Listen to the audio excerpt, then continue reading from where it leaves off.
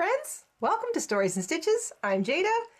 It's time for a midweek stream in which I watch the rain stream down the windows and hopefully we stream some creative energy at the same time.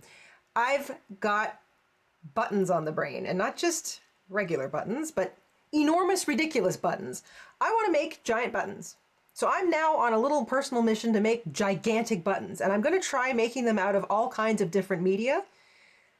But I want to start simple. So, because we've been kind of on a felt kick around here, certainly I have, and I've got this pile of felt that I very carefully went through and I thinned down and I made neat and tidy, and I've been sorting out my felt and, all right, I'll be honest, collecting some new pieces.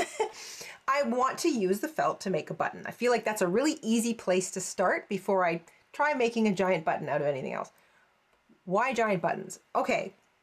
I've had fairy tales on the brain a lot this year, and one of the little snatches of animated history that keeps kind of floating through my head is that we can do it, we can do it, we can help our Cinderella. All the little mice sort of running around with the pin cushions and the giant needles and stuff, and the buttons looked huge next to them. That Cinderella, original Disney cartoon Cinderella scene. So it's kind of, and I've seen, I think other people kind of have the same feeling. I'm seeing giant buttons of all kinds here and there all over the internet. So I wanted to try and make my own.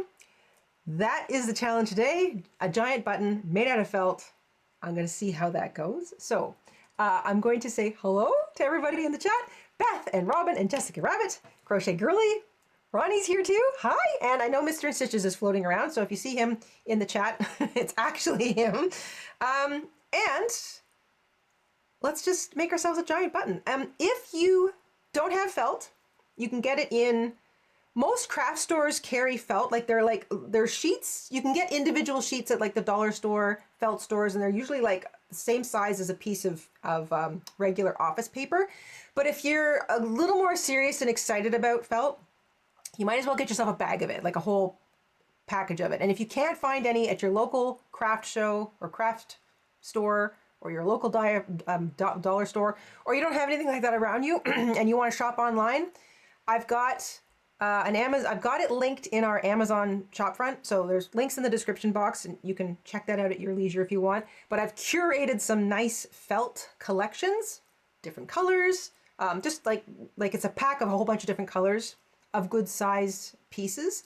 And it's, a few of them I think are on Prime deal right now because it's Prime Days.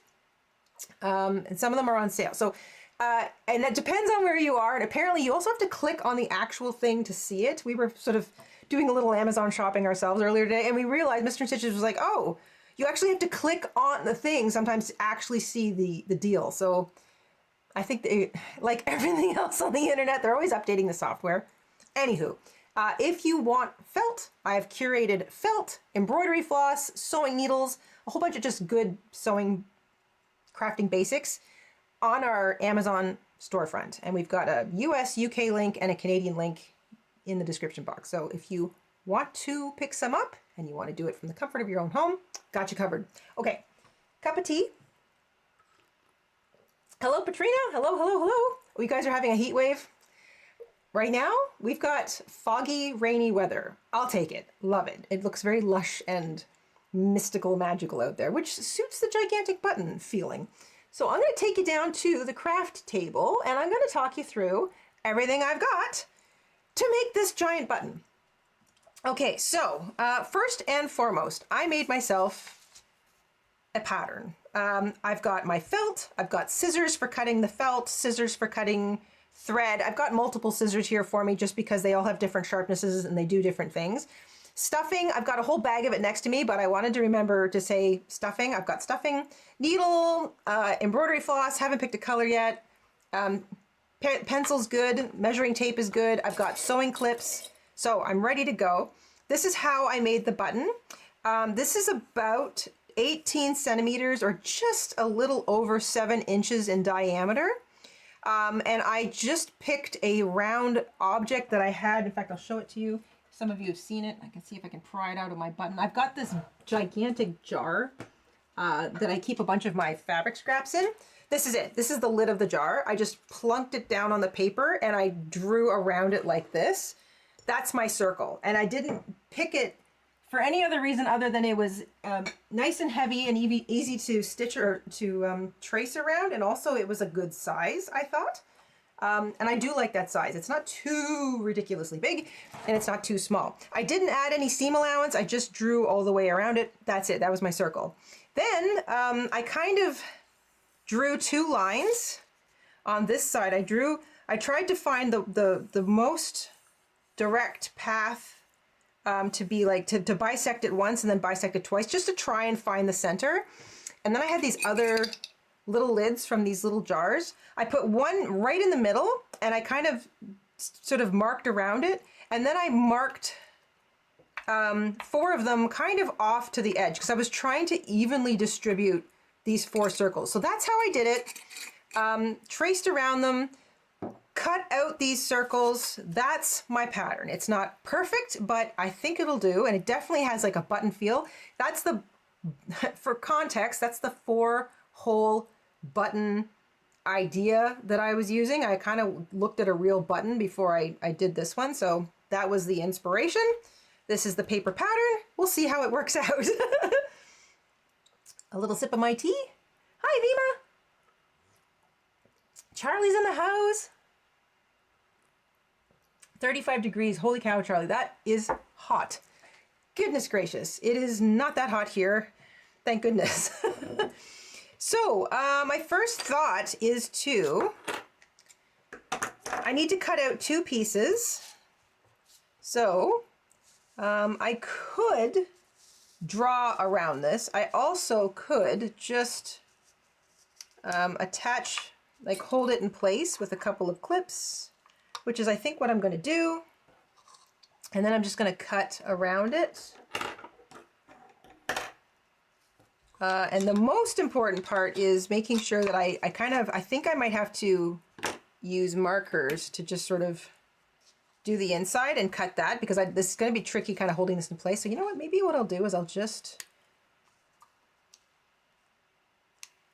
mark this with my marker and then I'll cut it out that way. That might be the best way to do that. Why not? And then I'm going to do 2 identical. I'm going to stitch them together using the blanket stitch, that nice little kind of edging stitch. Again, I'm using felt because 1, really having a lot of fun with felt right now. 2, lots of color options. 3, no, it doesn't fray. So no fraying with felt. No fraying with felt. Okay, so that's a good indicator of the circle. I'm going to do these ones now while it's pinned down and I can go back and cut these out later. This makes it easier. So that's 1.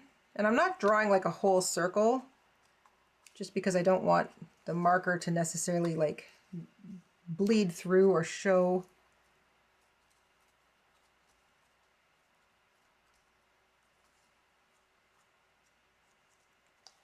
And then I think I can take the pattern piece off, which is, there we go. Okay, how's that look? Good, all right, so I can take these guys off. That makes it a lot easier to cut out. Hey, Shell. All right, so now I'm just going to follow that little blue dotting line that I've drawn. That makes it a lot easier to deal with.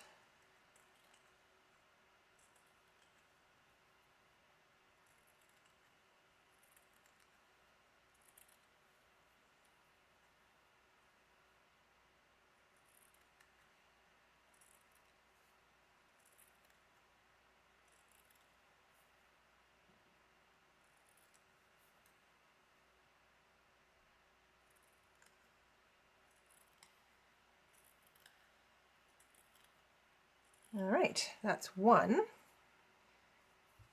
I'll just put this to the side.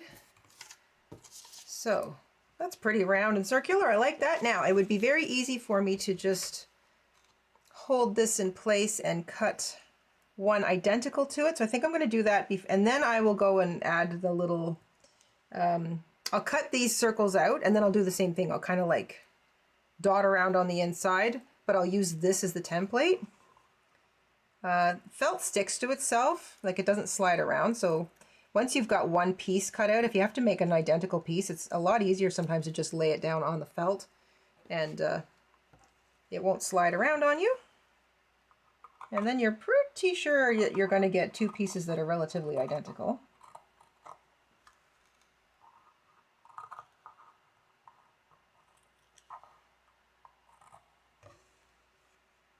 Jessica Rabbit, I love buttons. I love buttons too. I can't believe I didn't think to do this sooner. Buttons are so darn cute. I saw a picture on Pinterest of somebody who'd made a whole bunch of buttons and turned them, like giant buttons, and turned them into a garland. And I thought, oh, that would be so cute. A big button garland right around like the whole craft room. And then it kind of gives it that idea that you're kind of like you've shrunk down. I love that. Okay, so there's my two button sides cut out. Perfect. I will now do the somewhat trickier part of cutting out these circles, and then I will do the same thing. I'll put this on top of it. I'll sort of tap dance around with the blue marker, and I'll cut out those circles. So to that end, I got my super sharp, I'm going to sort of fold this in half and cut nice slice. These guys are nice and sharp.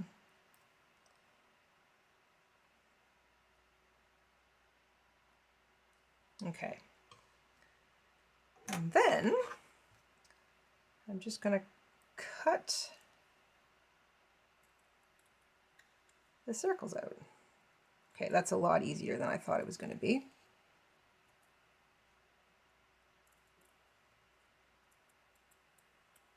There's one.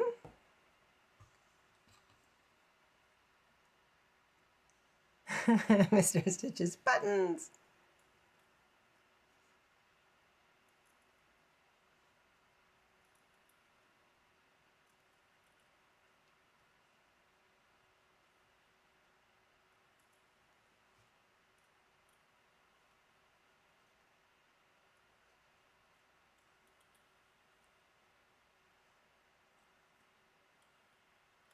That's two. It's looking very buttony.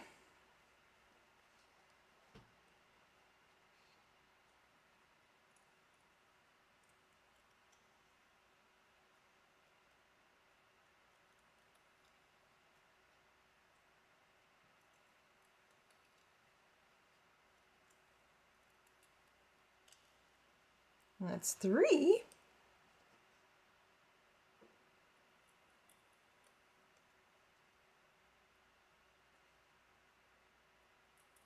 Yeah, so I think drawing and not just trying to like clip the pattern to the felt was the right plan. So just a little light sketch around it. And then because felt is largely, you know, the exact same on both sides, if you do have like little ink stains on one side, that can be the right side of the fabric and that can be the wrong side. So let's pair these guys up, and I will, let me see here. I know it's not exact, but let's try and be as exact as possible. That's pretty good. Okay, same thing. I'm going to use my blue and just dot around. So I've got circles to follow.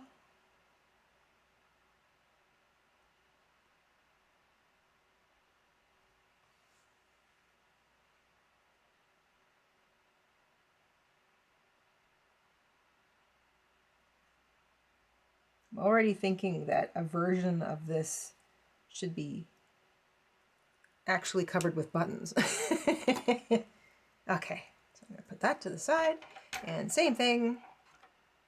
Fold this in half and put in a slit. And a slit.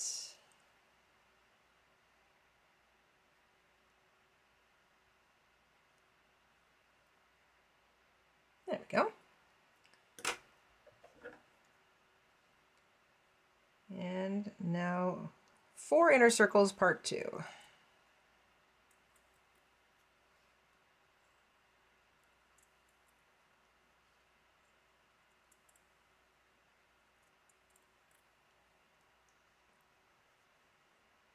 Jojo's here. Hi, Jojo. Hope I haven't missed anybody. There we go.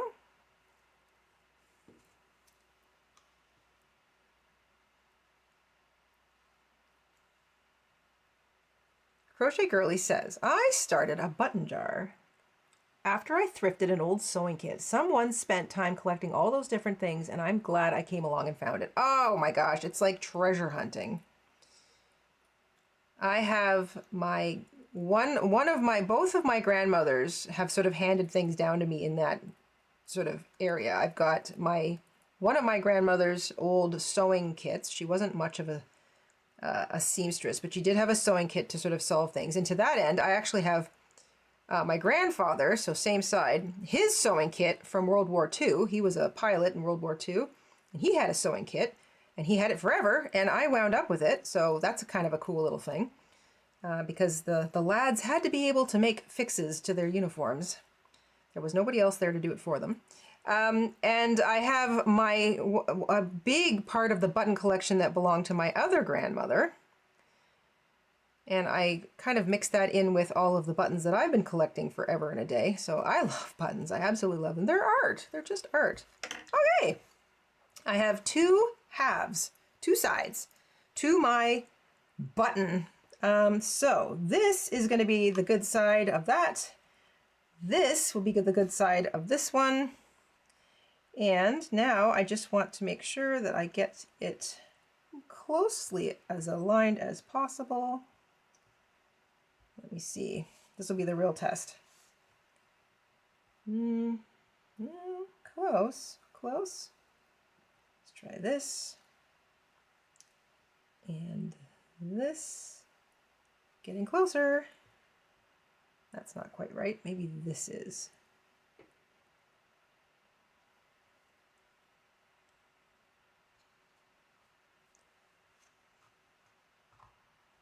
I think it's this way. One side is definitely a bit thicker than the other. That might also be because I did this. Does that make a giant difference? Yeah.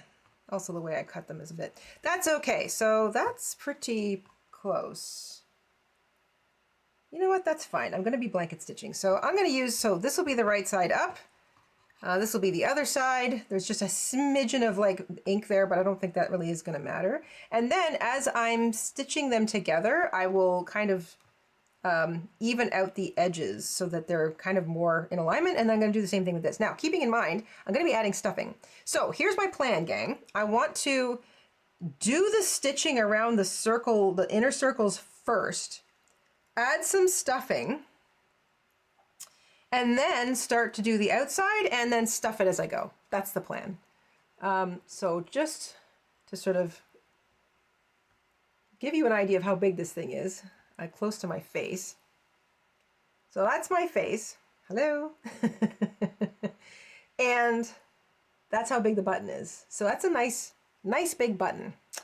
So embroidery floss first. I shortlisted 2 because I didn't want us to be too overwhelmed. I'm trying to decide if I want it to be like, hey, the button that's all one color, or a button that has like special stitching around it. So I picked out a lavender because I really like the way that lavender looks with that fuchsia. I also like that periwinkle blue. I'm very partial to that blue, but I like both colors. So I'm going to do a quick little poll so you guys can help me out here. What color of embroidery floss should I use? Question mark. Lavender or blue? Question mark. Poll. There. So that's the lavender. Obviously, that's the blue. and I'm going to do the blanket stitch. So it's going to be very obvious. And I consider doing that, you know, that sort of, is there a word for it? I'm going to describe it. Maybe you can help me out with that. It often is associated with that country look from the 80s. Think of like the geese wearing little bonnets. Things that look like farmhouse, scarecrow. It's visible straight stitching around the edge of something. I see it in kind of cartoony kind of sketches. I see it in if somebody's trying to make something seem homemade, like a homemade quilt, or you see a homemade scarecrow, that visible stitching, straight stitching, that aesthetic. I had considered using that aesthetic of straight stitching all the way around the sides, but I decided that I didn't want the unfinished edge to be accentuated. But because I'm going to use the blanket stitch, you are still going to see the stitching color of it, as you know from various other projects I've done, will show, but it'll finish off that edge nicely, so it'll look a little neater. Charlie says, is lavender a shade of purple? Yes, lavender is so called because of the lavender. Lavender is a plant. It smells so good. Oh, lavender. And it's like if purple and periwinkle blue had a baby.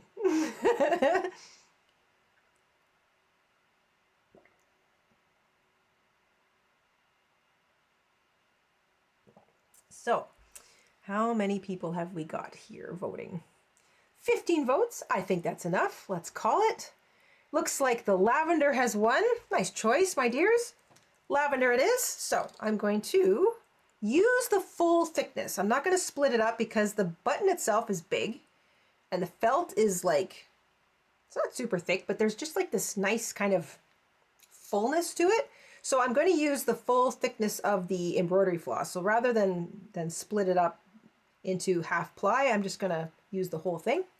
Plus I have a seemingly limitless amount of floss around here because I love it, and I buy every time. I'm a sucker for packages of colored things. A beautiful colorful package of embroidery floss. Yoink, a beautiful package of different colored felt. Yoink, a beautiful package of different colored beads. Yoink, like I am such a sucker for packages of different colored things. All right, so a little bit more, and I've got plenty of that. I'm gonna need a needle, and I'm going to use this one. I also, if you don't have a lot of sewing needles, because sewing isn't something you've done very much of, I highly recommend getting a package of multiple sized needles. Sometimes you'll see them in fact, usually they come in like a nice little plastic container. The back is usually white, the front is see-through, and it moves around. And there's a little hole at the top. So all of these needles are in different like little pockets inside this thing. And usually it's like the tiniest to the largest, or the thickest, or the ones with the biggest eyes are kind of in the middle. And you just move the little dial around, and so that little opening gets to the part, and you kind of shake out the needle you want. Regularly I find these stored in the dollar stores, so they carry them. Obviously knitting, sewing, crafting centers usually do. I also have one on the storefront and the Amazon links down below. It's on Prime Deal. Actually, it's like $3 or something, which is pretty great. So if you don't do a lot of sewing, but you do want to do some hand sewing, maybe you want to get into fixing your own little clothes or putting on buttons or just little things like that, and you don't have a lot of sewing needles, and you also want some that have the big eyes so you can fiddle with your floss, those containers of needles regularly have everything. They have tiny little needles that are good for beading, decent sized needles that are good for like just sewing on a button or fixing a little hole in your clothing, and then all the way up to the slightly larger ones that have like a big eye for floss. They have them all. There's a nice collection, and I've had several of them in my lifetime because they're just, I go through a lot of needles. Not that I lose them, but I just like, sometimes they get old, they get a bit dull, and it's just nice to have a new collection of needles every so often. So and that's my favorite way to buy them. I love those little containers. Okay, so my plan is to stitch the center circles first, then add a little bit of stuffing to kind of poof out the middle, and then start around the outside. So I'm going to take you back down to the craft table, and I'm going to get started on that. Beverly! Hi, Beverly! Okay, so I'm going to start with a little needle, little knot with my needle. All right, and I'm going to bring my needle in from the inside. So I'm going to hide the knot. And here I go.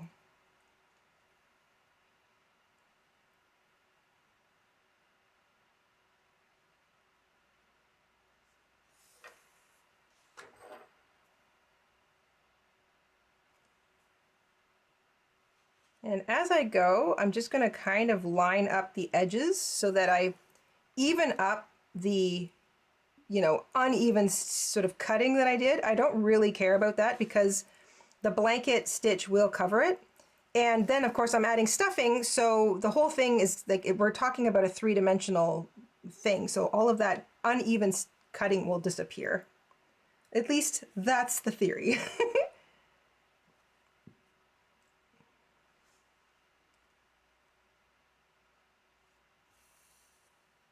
And I want to make, we've got big trees that came down in a storm a while ago that we're, slowly working our way through, cutting them up and cleaning them up and getting them ready to just be repurposed around the yard. And I want to make a couple buttons out of those. Like I want to cut some rounds off these big tree trunks and make make buttons out of those. I think that would be really cute.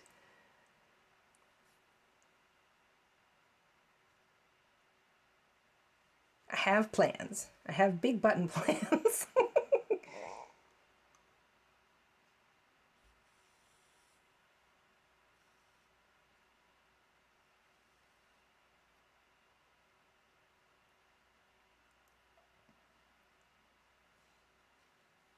Don't you love new sewing kits?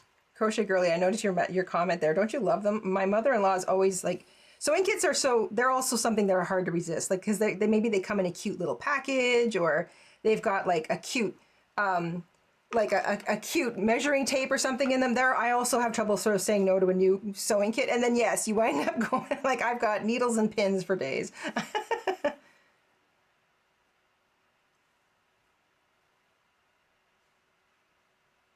So it does help to be able to hold this closer to my work because of the other holes. So that's handy.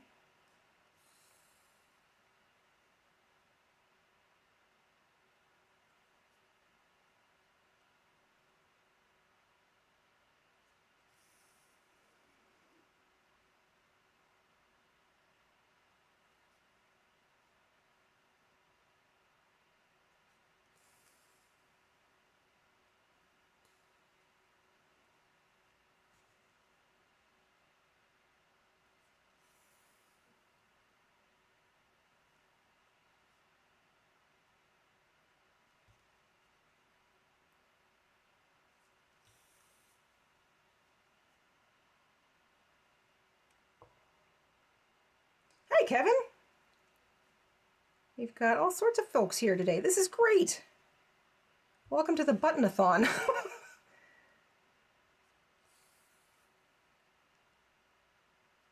I want giant buttons. I'm gonna make giant buttons. I also think it would be kind of fun. Like I'm always got sort of my next Halloween costume kind of fluttering around in my head, and I just thought something with giant buttons might be kind of fun. Don't know exactly what yet or why, but all right, so that is hole number 1. I'm just going to tie this off, make a little knot, and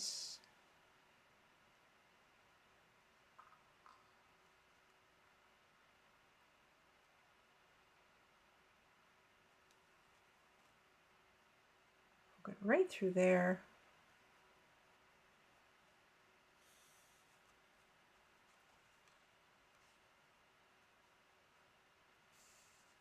go.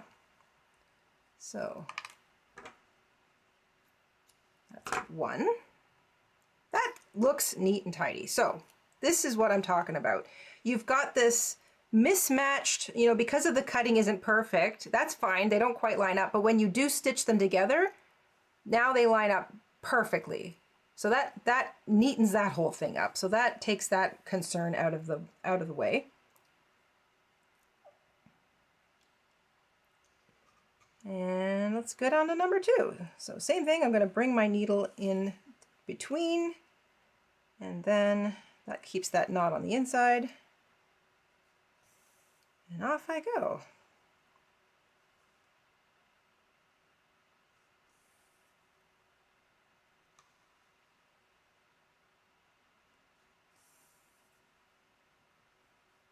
Another nice little realization I've had hanging out with all of you on this channel and doing some of these sort of felt crafts is how much I've missed doing hand sewing.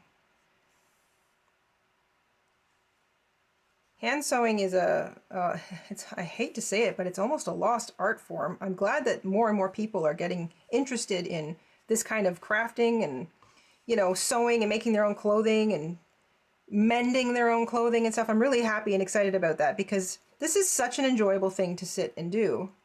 It's also very mobile. You think crochet is mobile. This is even like a little bit of hand sewing is even more mobile. If you want to just take something that's kind of meditative along with you. I met a girl once who did a lot of quilting, but she did it all by hand. And so even the piecing of the fabric pieces, and she just carried it around with her in her purse. And if she was literally anywhere, we were literally at a wedding banquet, and I wound up sitting next to her at one of those big round tables, and she pulled her purse out from underneath the table because we were excitedly talking about crafts. She's like, I have it with me right now, and she pulled out her purse and she whipped out her quilting. There it was. She was still stitching pieces together.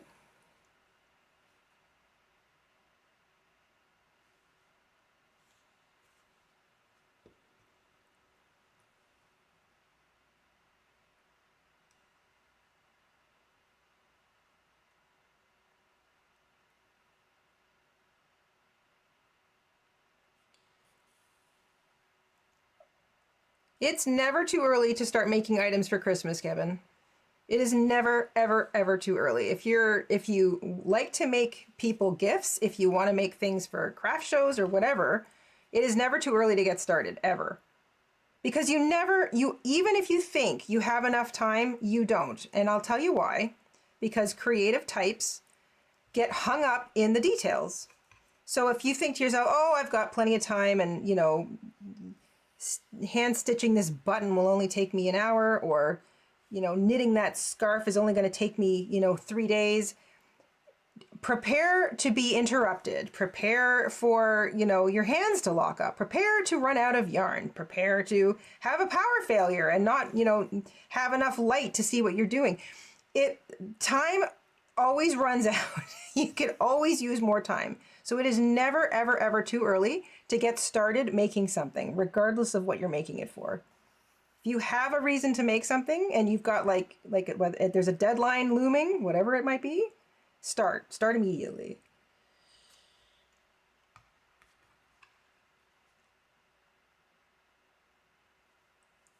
Okay, so I'm going to pull this one through to the middle. That's 2 of the holes done. Get that knot going. Yeah, that's really making neat work of the mismatched holes. So that is great. I'm going to finish the other 2, and then I'm going to start stuffing. So let me just pop back into the hi. You can sort of see my face, and we can talk a little bit while I'm doing some of this stitching here. So let me ask you this. How many of you like to make your Christmas gifts or make things for any particular reason? Kevin's busy working on things for a craft show. How many of you are doing something like that? Have you got sort of plans for like a homemade Christmas this year? Have you got plans for a big birthday party, you know, a big festival at Thanksgiving? Anything coming up that you want to make things for, or that you've been asked to make things for? I'm curious. I feel like more than ever, people are starting to really appreciate handmade things. And I've always really appreciated handmade things. I love handmade things. I love home cooked meals. I love handmade clothes. I even really like supplies that are handmade. You know, when somebody makes a bunch of buttons or makes the tools that they're using. I love that. I just think that it's fantastic. I don't have anything against using machines, obviously. I think they're an amazing tool, but man, when you can still do something by hand. And then of course there's just like the time and the attention that you're able to put into it that you just, you know, anything that's like mass produced, you can't have the attention in a mass produced item that you can in something that's handmade. Right, year round, says Robin. I have a stash of handmade things. Me too. Me too. I have a make-ahead stash. I like to make things for Halloween because I like to give out things at Halloween as opposed to candy. I give out candy too, but I love, love, love to make like bags or little baskets, like, and then stuff them with candy and little things. We don't have a lot of kids that come, so I get to spoil the ones that do.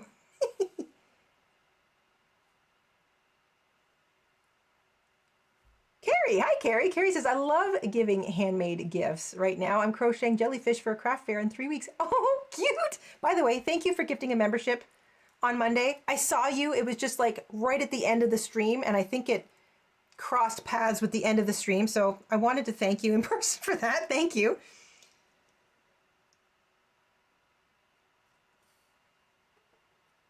There's a bit of a lag between what I guess I'm doing and when you guys see it. So I'm kind of in the future.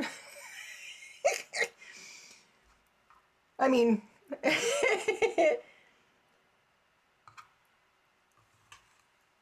not a huge group. Like I couldn't give you like winning lotto numbers or anything, but I am kind of in the future.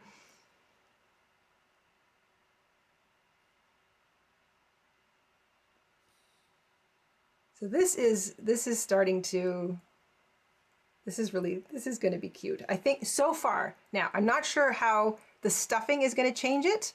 I don't want to overstuff it, but you know what? I will cross that crafty bridge when I get to it. I've got just finishing up this hole. I've got one more to do. Then I'm going to do some stuffing, and then I'll start stitching around the outside, and I'll be done. And this will be the first button. And I always like the first one. The first one of something always tells me if I want to do more or if I, you know, okay, that was fine. Like, okay, I've made a felt button. Now I want to try something in a different medium. Or, gee, that was fun. I want to make more. You know what I mean?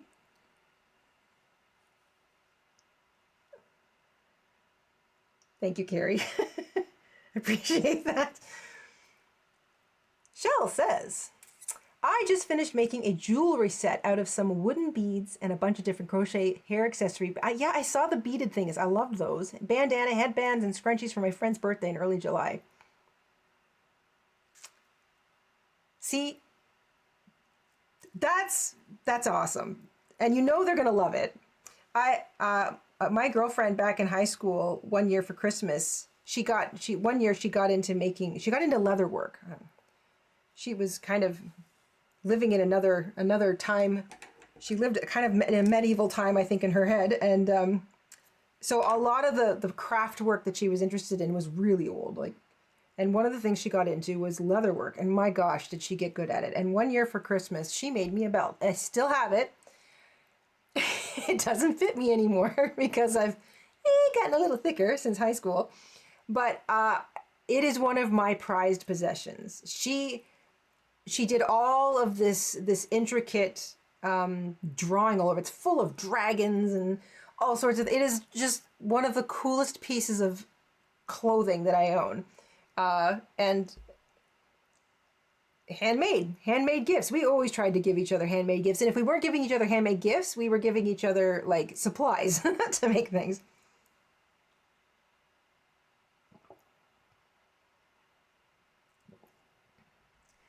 Ronnie's making the summertime runner for a 12-foot long table. I have to see that when it's done. Please send me a photograph because I would love to see it that long.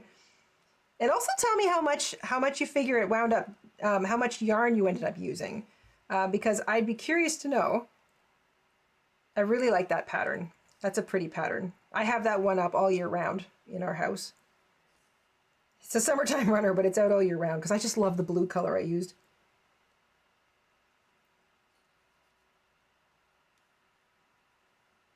All right, so I'm on my final hole here. And I think I have enough crochet floss, or I should say embroidery floss, to get all the way around. We shall see. Which reminds me, speaking of crochet, I've got a lot of crochet thread, as some of you know. And I'm just thinking that in a situation like this, some of that crochet thread, like the thicker stuff that's like a size 1, might work nicely instead of using the floss. So like if you've got size 1 crochet thread, remember you can always use it for something like this. If it fits through the eye of the needle, it'll definitely fit through the felt, because felt is like a loose weave and it's easy to get a needle through it. So that might be kind of a neat way to use up crochet thread if you've got it and you don't know what else to do with it. I have quite a collection. It's actually behind me right now because I'm shuffling things around in the craft room. And I keep staring at it going, I have got to find ways to use this stuff up. I think I'm going to run out. I'm going to run out. So I'm going to have to cut more embroidery floss. I think I'm going to take you guys back down to the table so you can sort of see what I'm doing again. Come on, computer. There you go. So I'm going to finish this off, and then I'm going to have to knot it and then cut myself some more. I'm going to try and get in a couple more. Yeah, that might be the last one. Okay, so of course it's right there.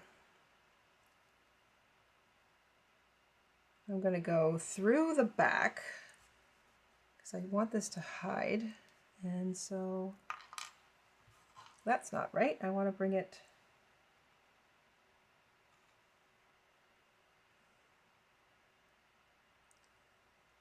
so I want it. Let's do this. I'm going to bring it to the inside. Inside. Try not to get the other side. There we go. Nope, that's not going to look right either.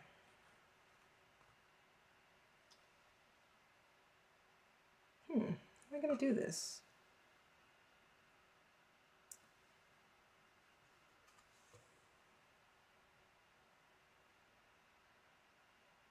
I want to have the knot on the inside, I guess.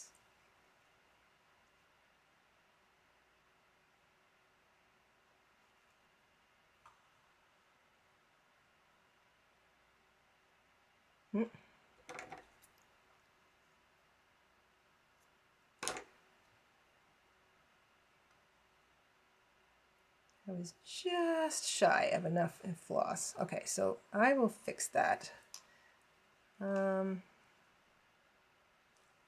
Why is my brain having such trouble with this, gang? I want to go from the outside in, but I don't want it to show. So I guess I'll come through this way. All right.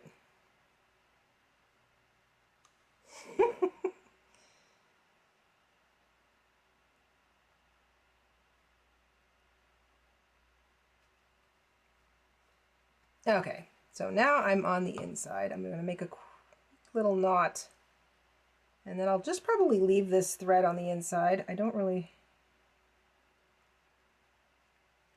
And one more. I don't need to trim it.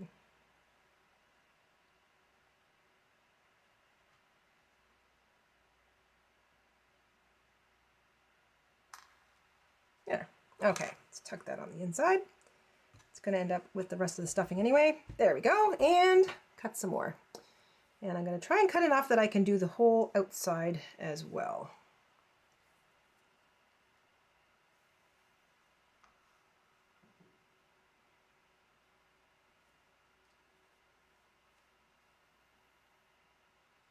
So that, and maybe like all the way around a second time. Yeah, that should be enough. Okay. Vima says, I made some crochet beaded bracelets to send to my daughter, and she gifted her friends for their birthday. Love that. I know they would appreciate them because they'd be unique. That's another thing. People are looking for things that are unique. Kevin's made some leather bracelets. Those must be cool.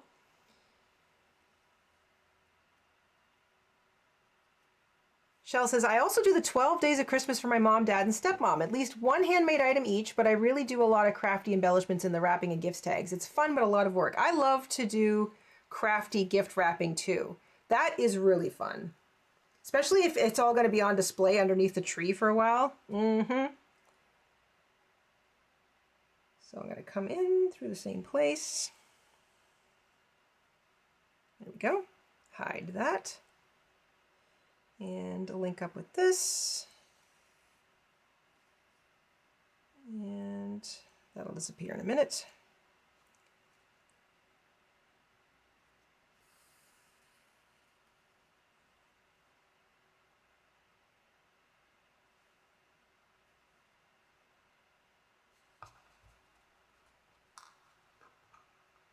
There we go.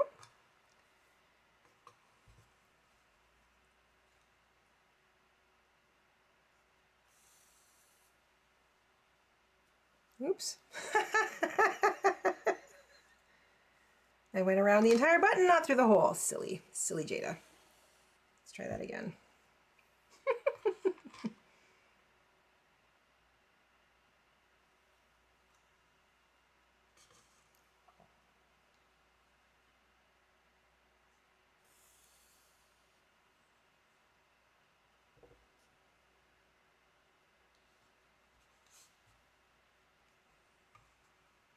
All right, I just want to get these last two edges aligned as I stitch, and then that should take care of the sort of uneven cutting along that's the inside holes. And I'm going to do exactly the same kind of technique for the outside, and because it's getting stuffed, that should alleviate any strangeness between the two pieces. There we go.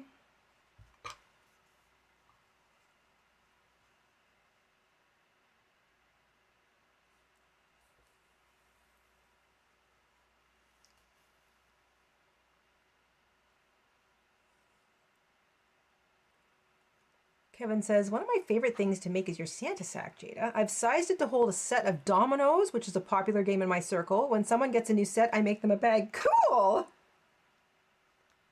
I love that. The Santa sack is such a great idea. I love the idea of like just, first of all, I love reusable bags, period. I think that was one of the best inventions in the whole gift giving universe, was creating reusable bags that nobody minds either just reusing for other purposes or just regifting. I think that's awesome.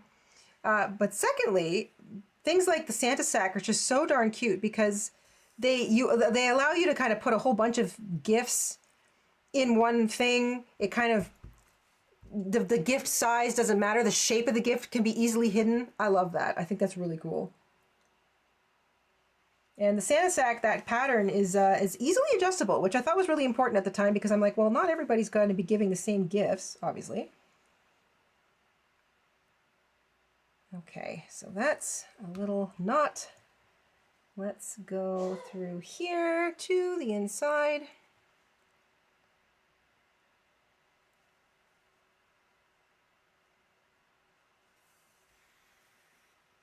Okay, and snip, snipperoo. There.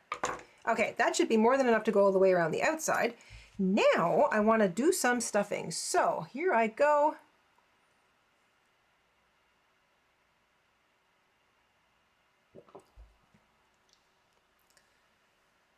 Let's get stuffing.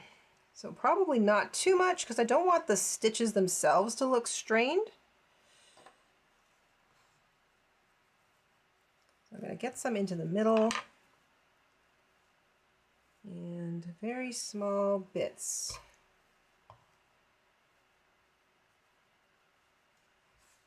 Oh yeah, okay.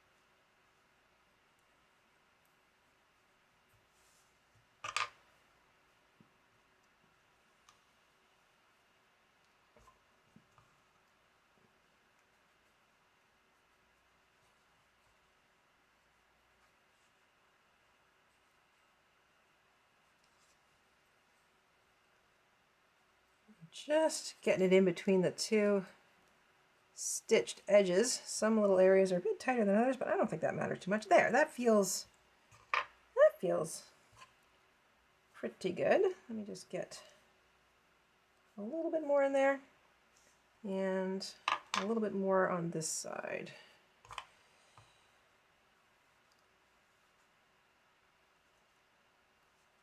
It's going to go in there a little bit more.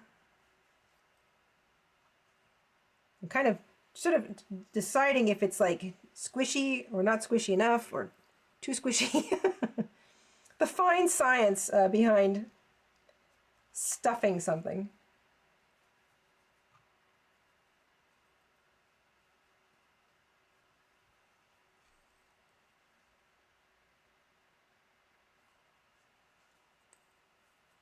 Like that. I think I did this too much, so let me redo that. There we go, that's a bit better.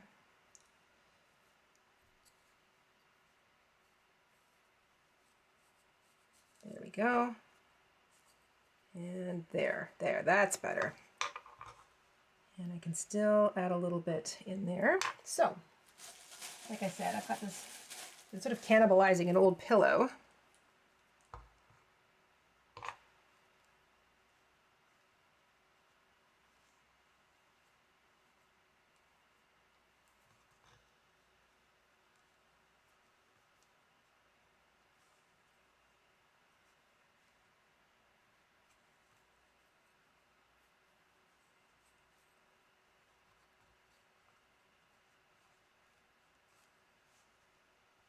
There, I think that's good. And now I'm going to start, I'll just tuck a little bit so that it kind of just sticks out of the edges. And then I'm going to start sewing around the outside. And I'm going to stuff as I sew.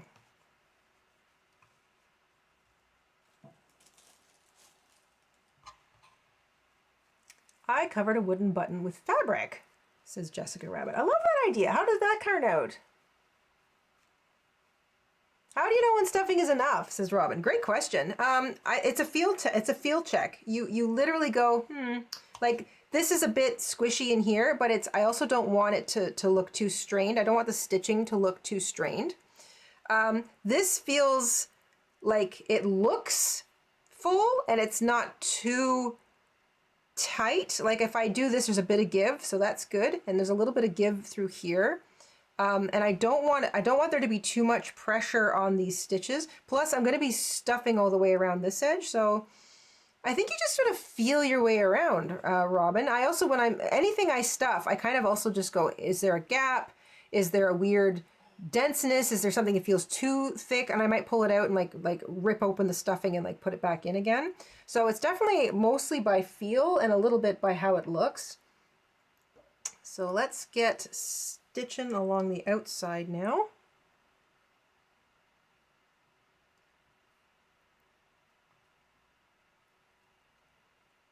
Vima likes the craft ideas. I'm glad to hear that. Thank you, Vima. Crafting is just, it's so amusing. It's fun. It also, like, I like to make things that I think would add a little bit of whimsy to my life. Does that make sense? I love walking into my craft room. I love walking into various parts of my house, but I like walking into the craft room and feeling like I just missed the little Keebler elves. Like they were just there. They were just sort of monkeying about, with all of my things. And then they all took off and they've hidden. Like I like that feeling. And I think that's why I like to do things like, make gigantic buttons and make cute little animals. And I just love that feeling of whimsy. Not enough whimsy in the world.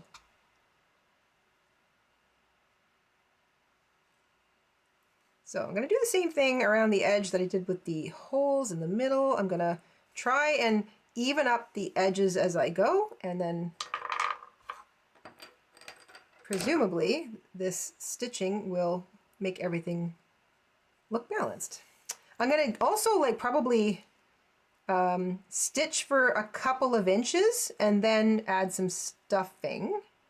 Stitch for a few inches, add some stuffing, just so the stuffing doesn't want to get squished out, and also I don't struggle to get the stuffing in at a later date.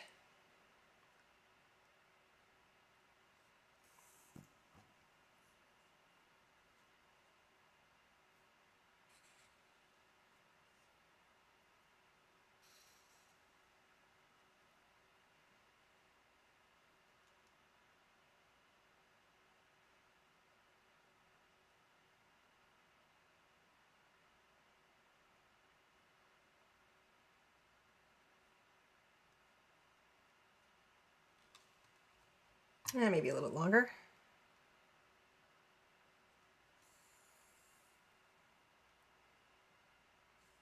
Yeah, and crafting is for everyone, Kevin. That's exactly right. Crafting is for everybody. Humans are very creative. We are creative. We are a very creative species, and I feel like crafting is just sort of a it's almost like our brains kind of going, yeah, in addition to all the things I have to do all day, I would also like to make something because it's amusing.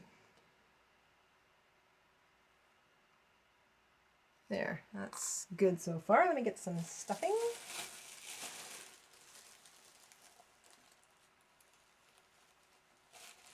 Okay.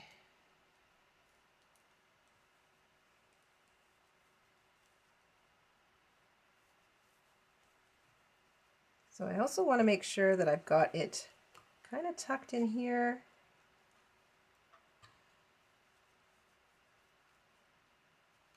Yeah.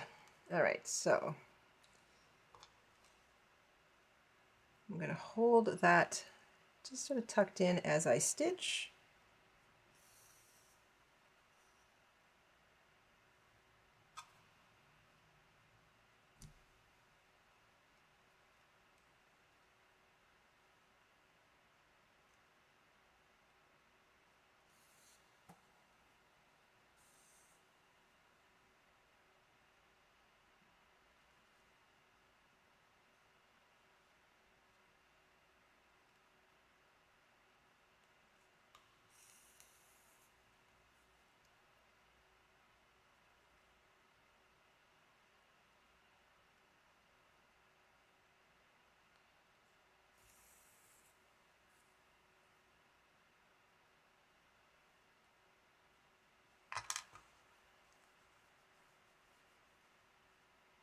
Yeah.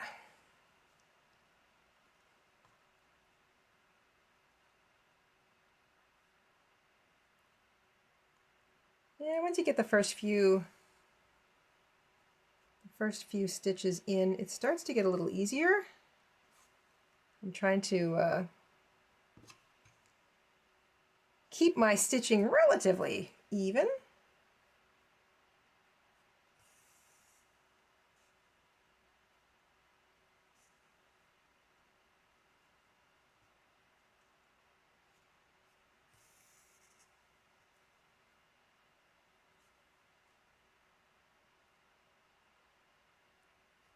All right.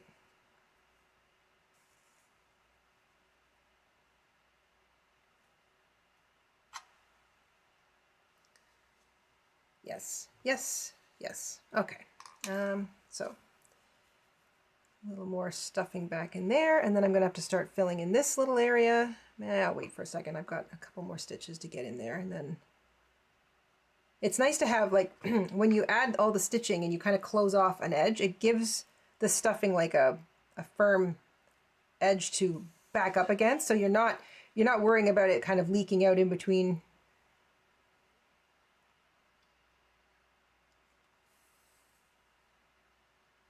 Other spaces. I should really get into the habit of finishing my sentences.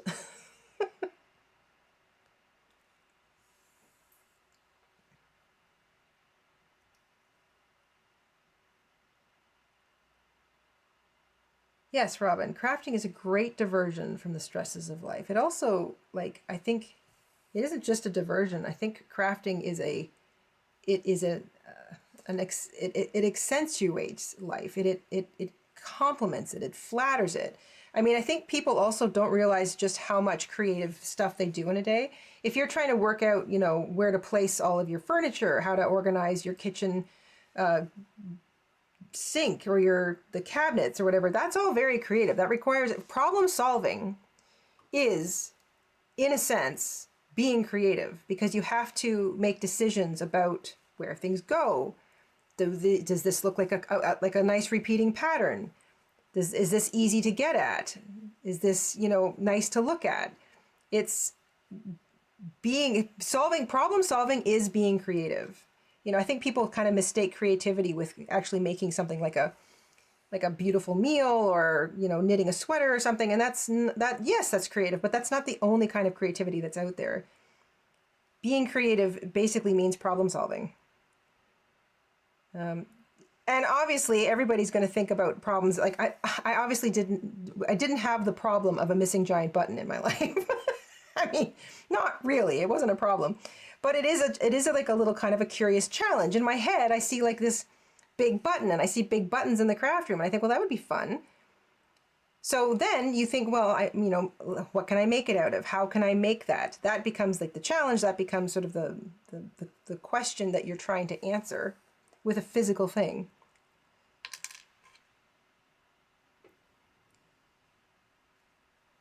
And so far, so good. Trying to be very careful about not overstuffing this. Like, I don't want, where's my other button? That button that I was using as an, where did I put that? Button, where'd you go? Oh, here you are. So here's, like, for a reference, this is an actual button. Maybe I'll change around the camera here. Oops.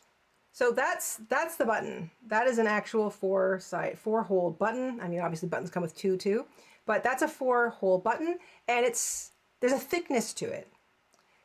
It does kind of collapse in the center. I don't think you can see that, even if I kind of move it around. I don't think you can really see that on camera, but the holes in the middle, even with a plastic punched out button or a wooden one, it kind of comes down in the middle. The inside edges of the holes are smoothed on a good button. They're not sharp because they're going to snip your threads.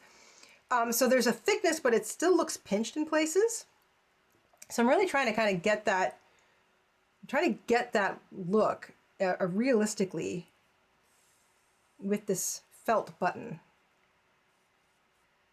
And I think, not that, like, I think a circle with 2 evenly spaced holes near the center and a circle with 4 evenly spaced holes near the center, I think both say button. I think, you know, that's part of the fun of making something ridiculously large. If you size something up and you can still tell that it's, oh, that's an oversized button, like that, you kind of won, you know, like, as opposed to somebody going, what is that? I don't understand what that is, because the size brings it out of context. So I really am trying to get that, trying to keep that look, and right now I'm just trying to keep my edges neat and tidy. And a few more stitches, and I'm going to put in some more stuffing.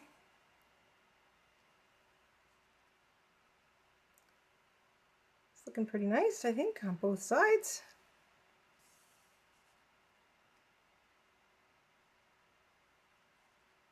Okay, a little more stuffing. So I mean, I'm trying to pull off like tiny little bits, because then that allows me to not overstuff and also really get into some smaller little spaces. That's the thing, like, this stitching creates very narrow little areas, and you want an evenness. You don't want there to be a gap in the stuffing, because the stitching will pull the fabric taut in that area, and then you'll have like a crease, and it won't look like a button, because a real button doesn't have like a crease in it, because a real button is a solid piece of fabric or a solid piece of material like plastic or wood or leather or something. So I'm trying to get that same look with this, and that's where the stuffing becomes a little tricky. All right, let's take you guys back down to the craft table. I don't know why. There we go.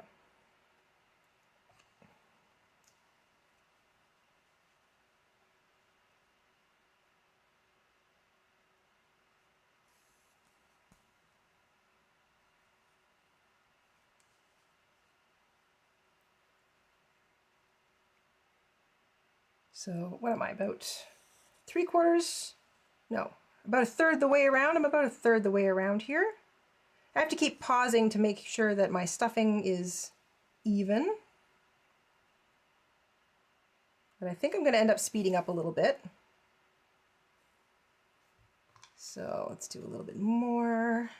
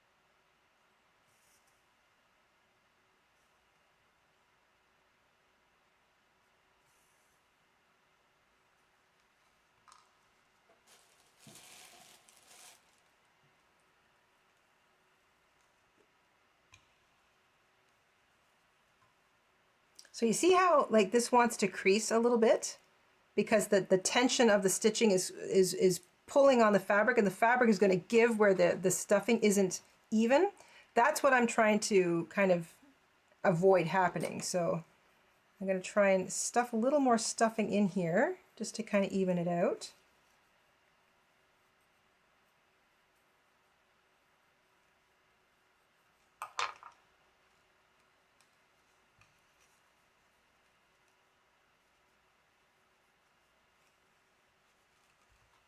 And I want to stuff it sort of this way and that way. So that's a little bit better.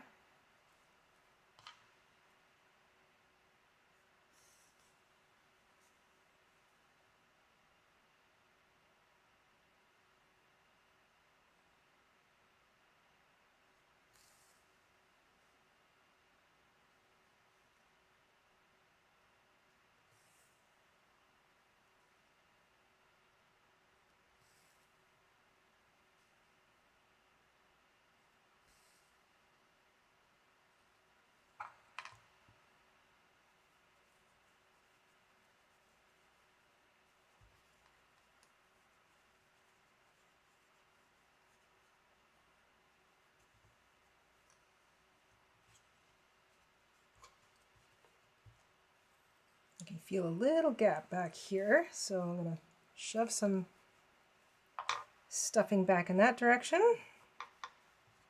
There we go. Okay, that's a bit better.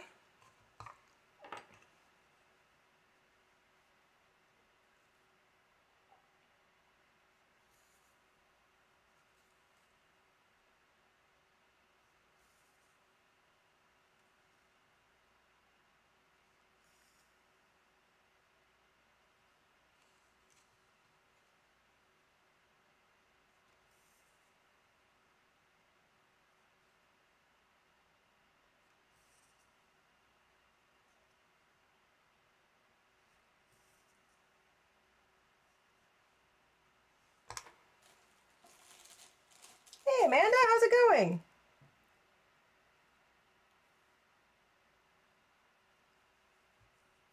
I love buttons too.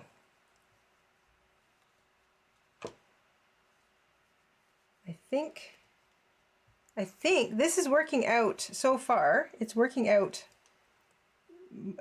pretty close to what I saw in my head, which always makes me very happy, and it always kind of inspires me to want to make another one. So I've got I mean, you know me, I've got lots and lots of felt, so I think I might, I say that with, hey, how much time do I have? I might make another 1 or 2 in felt, just to kind of get comfortable again with the shape of them, and see if I can recreate it. Sometimes I think to myself, well, you know, was that luck? Did it work out because it was luck, or is it really gonna, like, because I feel like this is looking really cute, and I love sets of things. So like one button is cute, but like 3 or 4 of the same style is even cuter. So, and I am considering like decorating with these. I think this would look really cute up on the wall of the craft room.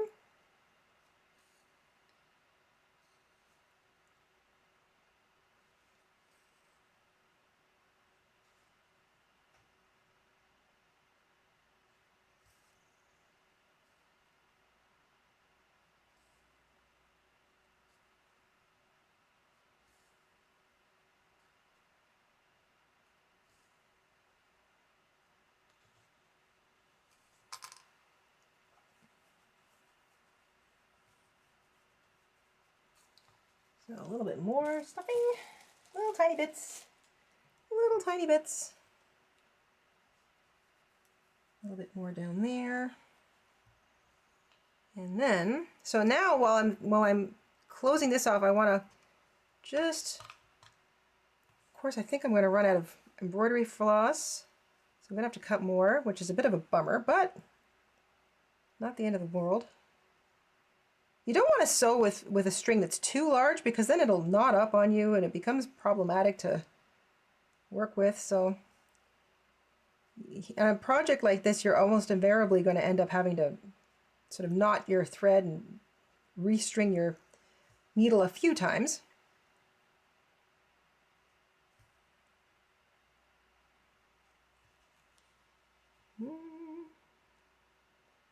Getting down to the end here.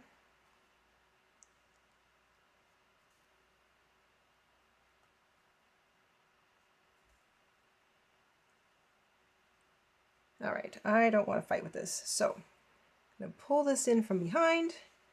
I'm going to make a knot on the inside.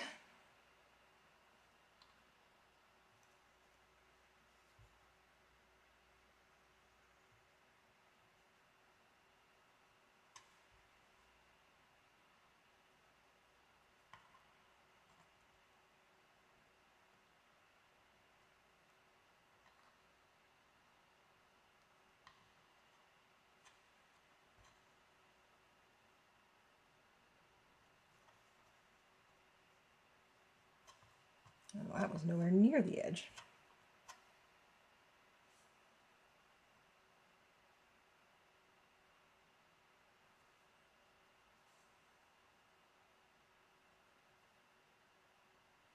That's better. There we go, and maybe one more of those.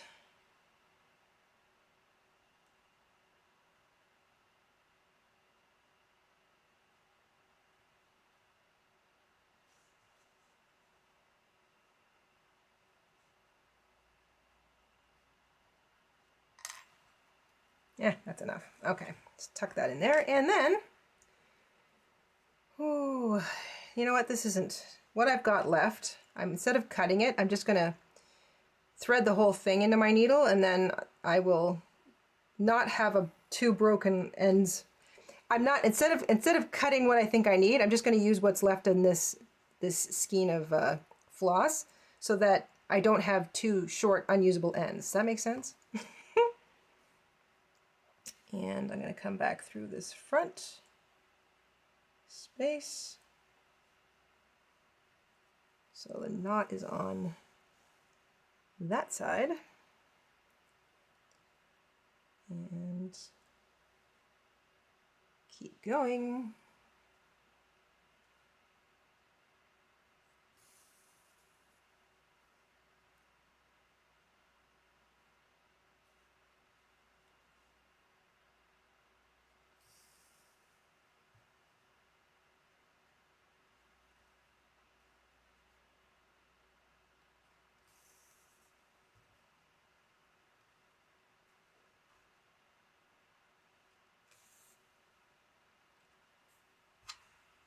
Okay, let's get a little more stuffing in there. Get rid of that crease. I think I need a little bit more. It's starting to like sit up now, like it's like kind of got more of a three-dimensional feel.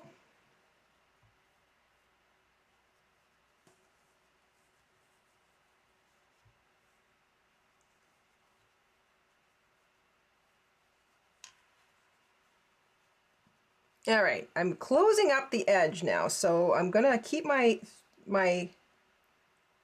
stuffing on standby. I may add a little bit more as I finish up this little bit of space that's left. We'll see.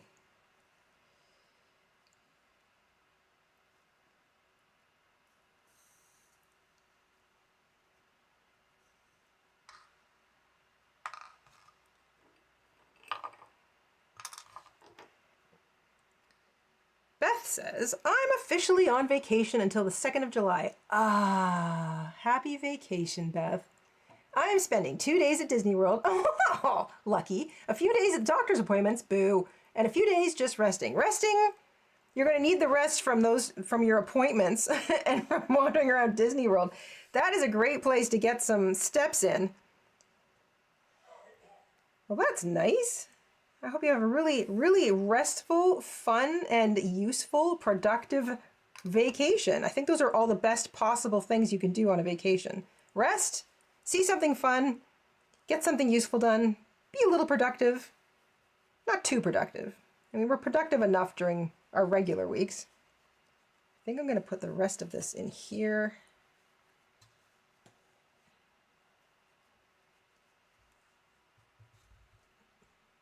Okay, yes, yes, yes, yes. All right, I think that's it for stuffing. So I'm going to close this up.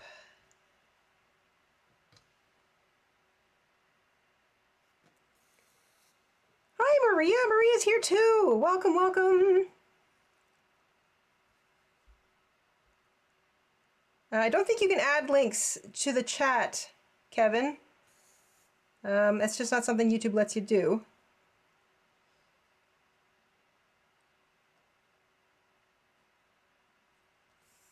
And I think that's to stop people from just spamming stuff.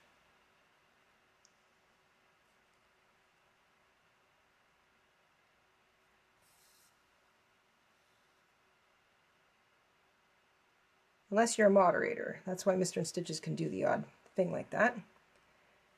All right, I am done. I'm gonna just make a knot and hope that I can make it tight so it doesn't want to come undone. I think because there's a bit of pressure here, I might do it twice, just around that. I'm not doing anything fancy here, knot-wise. I'm just sort of